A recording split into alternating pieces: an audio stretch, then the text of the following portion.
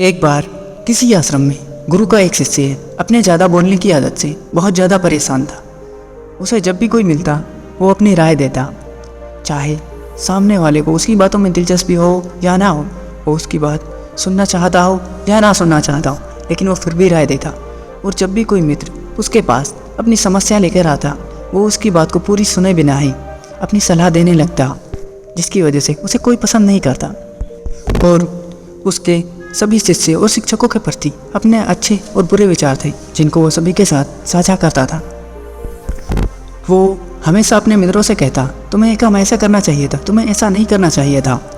उसको जो भी कुछ आधा अधूरा ज्ञान था, वो अपने मित्रों के बीच गपशप के दौरान उसका दिखावा करता, जिसकी वजह से उसे कोई भी पसंद नहीं करता, कोई भी उसे गंभीरता से नहीं लेता, ना शिष्य ना शिक्षक, कोई भी उसे पसंद नहीं करता था।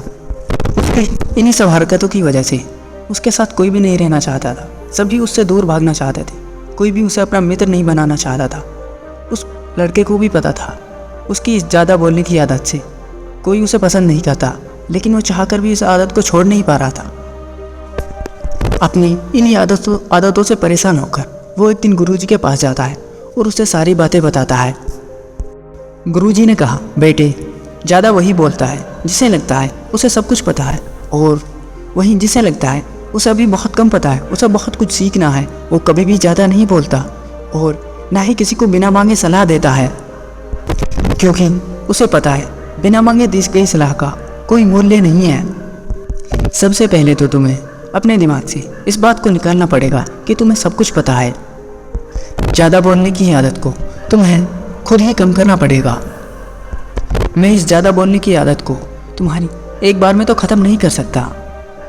इस आदत को तुम्हें खुद ही कम करना पड़ेगा, लेकिन मैं तुम्हें यह ज़रूर बता सकता हूँ तुम्हें किन मौक़ों पर शांत रहना है, ताकि तुम खुद को दुखी होने और किसी बड़ी मुसीबत में पड़ने से बचा सको। शिष्य ने गुरु की बातों से सहमति दिखाते हुए अपना सिर हाँ में हिला दिया। बेटे, इन 5 मौक़ों पर अपना मुंह हमेशा बंद रखना चाहिए।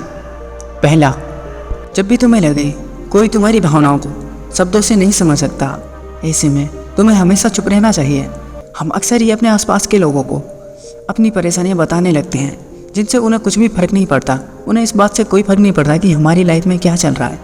उन्हें तो बस अपनी तारीफ़ सुननी है, और हो सकता है वो 1-2 बार आपकी परेशानी सुन भी ले, लेकिन उसके बाद वो आपसे दूर भागने की कोशिश करेंगे, क्योंकि ऐसे शख्स के साथ कोई भी नहीं रहना चाहेगा जो खुद दूसरों की मदद के भरोसे हो, जो परेशानियों से घिरा हुआ हो। दूसरा, जब तुम्हें यह ना पता हो किसी विशेष मौके पर क्या बोलना है, या फिर जिस किसी विषय के बारे में तुम्हें आधा अधूरा ज्ञान हो, ऐसे मौके पर तुम्हें हमेशा चुप रहना है। और वहीं पर जिन लोगों को आधा अधूरा ज्ञान होता है, फिर भी वो लोगों को अपनी बात मनाने का कोशिश करते हैं, इससे वो लोग मजाक का पात्र बनकर रह जाते हैं और उन्हें कोई भी गंभीरता से नहीं लेता। इसीलिए अपनी बातचीत के दौरान यह दिखावा ना करें कि आपको सब कुछ आता है, जबकि आपको आधा अधूरा ज्ञान हो। और जब आपको पूरा ज्ञान होगा तभी आप अपनी बात को अच्छे से रख पाएंगे। इससे सामने वाले के सामने आपकी इज्जत बढ़ेगी, आपको सभी गंभीरता से लेंगे। तीसरा, जब कोई इंसान तुम्हारे सामने किसी तीसरे इंसान की बुराई करे, ऐसे मौके पर तुम्हें हमेशा चुप रहना है। उसकी बात बस सुन लेनी है, कुछ भी नहीं कहना है। अगर तुम उसकी बातों में हाँ मिलाओगे, जब भी उस इंसान के साथ रिश्ते सुधर जाएंगे, वो तुम्हारी बात को भी उसके सामने रखेगा, जिसकी वजह से भविष्य में तुम्हें परेशानी हो सकती है, तुम्हारे रिश्ते खराब हो सकते हैं। इसलिए जब भी कोई इंसान किसी तीसरे इंसान की आपके सामने बुराई करे, आपको सिर्फ चुप रहना है, बस उसकी बात सुननी है। चौथा, जब भी कोई इंसान तुम्हारे ऊपर घृणा और गुस्सा से चिल्लाए, तो ऐसी परिस्थिति में तुम्हें चुप रहना चाहिए। ऐसी परिस्थिति में तुम चुप रहकर परिस्थिति को सुधार सकते हो, और इस बात के काफ़ी ज़्यादा चांस है।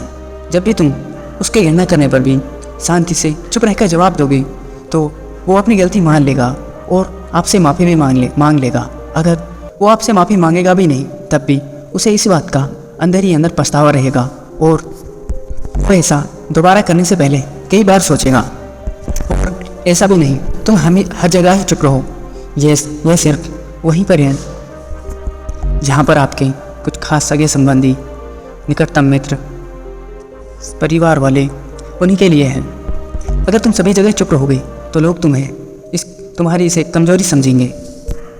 इसीलिए चुप तो रहो, लेकिन अपने सगे संबंधियों के बीच में ही सभी के लिए चुप रहना आपको नुकसानदेह हो सकता है। इससे आपको लोग कमज़ोर समझेंगे और आपका फ़ायदा उठाने की कोशिश करेंगे।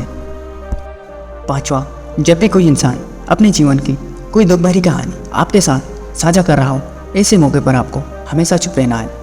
हम में से ज़्यादातर लोग ऐसे होते हैं, जब भी कोई हमें अपनी कोई परेशानी बताता है, हम उसकी बात को पूरी सुने बिना उसको सलाह देने लगते हैं, जबकि वो परेशानी बताने वाला शख्स हमसे ये नहीं चाहता कि हम उसे सलाह दें।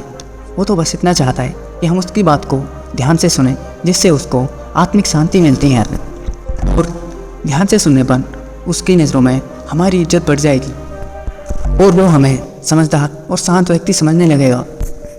इसीलिए अगली बार जब भी कोई आपके साथ कोई अपनी परेशानी शेयर करे तो उसकी बात को आपको ध्यान से सुनना है। आपको जब तक कोई सलाह नहीं देनी है जब तक वो आपसे सलाह ना मांगे, क्योंकि वो सलाह उसको हो सकता है पहले भी पता हो, लेकिन वो तो बस आपसे इतना चाहता है कि आप उसकी बात को ध्यान से सुने, जिससे उसको आत्मिक शांति मिले। और साथ ही उस शिष्य को इन 5 जगहों के बारे में पता चल गया था कि उन्हें किन परिस्थितियों में हमेशा चुप रहना है। और साथ ही गुरुजी उसे बताते हैं कि तुम जितना कम बोलोगे, लोग तुम्हारी तरफ उतनी ज़्यादा ही आकर्षित होंगे, वो तुम्हारे बारे में जानना चाहेंगे। अब उस शिष्य ने तो गुरुजी का धन्यवाद किया और वहाँ से चला गया। तो दोस्तों, आज की वीडियो बस यहीं तक। अगर आपको हमारी वीडियो पसंद आई हो तो आप हमारे चैनल को सब्सक्राइब भी कर सकते हैं। थैंक यू, धन्यवाद आप सभी का।